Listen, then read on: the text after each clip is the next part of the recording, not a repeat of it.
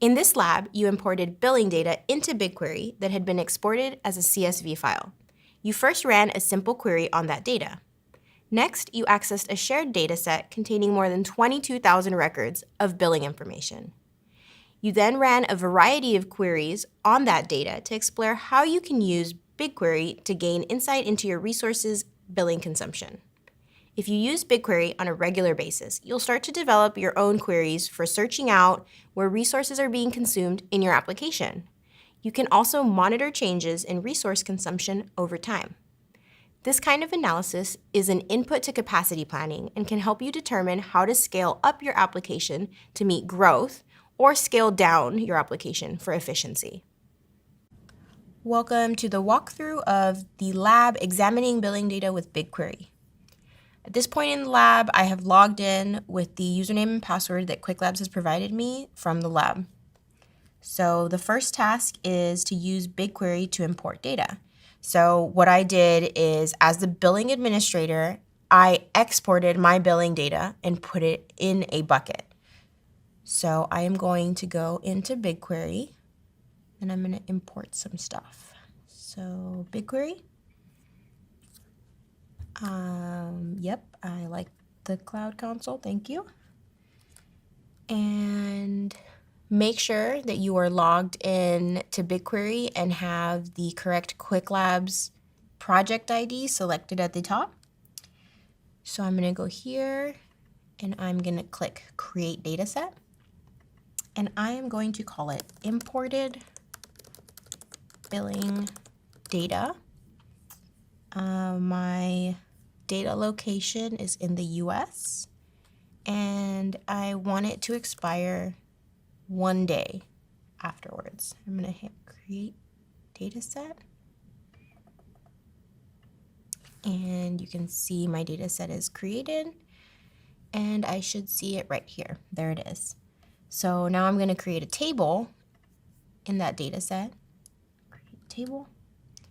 For the source, I'm going to use cloud storage, and I am going to copy and paste the bucket location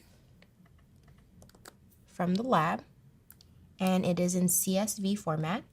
For destination, I'm using that and native table, and I am going to call it sample info table. Under schema, I am going to hit auto detect so it detects the schema and input parameters from the dataset. I'm going to open up the advanced, and I am going to specify that I want to skip one row because that's the headers, and then I'm going to hit create table. So this is a point where you can check the progress in your lab, and if you click check my progress, it's going to check that you have a data set and a table and that you have imported that data into that table.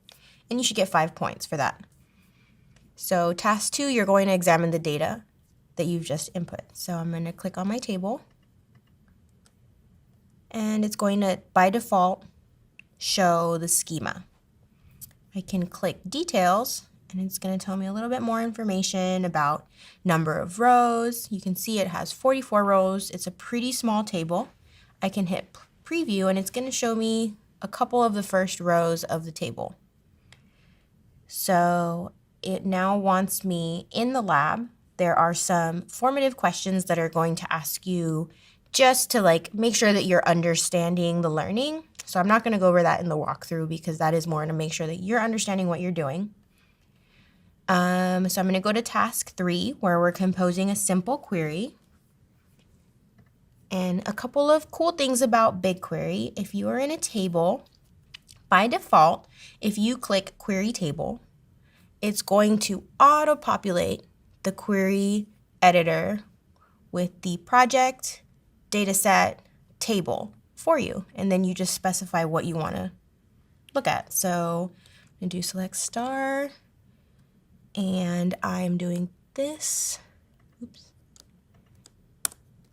where cost is greater than 0. So I just want to see in this table how much of it, I only want to see the rows where the cost is more than 0.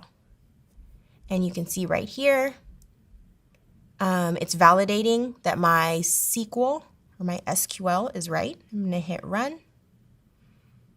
And here are my query results. And you can see out of a table that has 44, there are 20 rows in this table that actually have costs that are more than 0.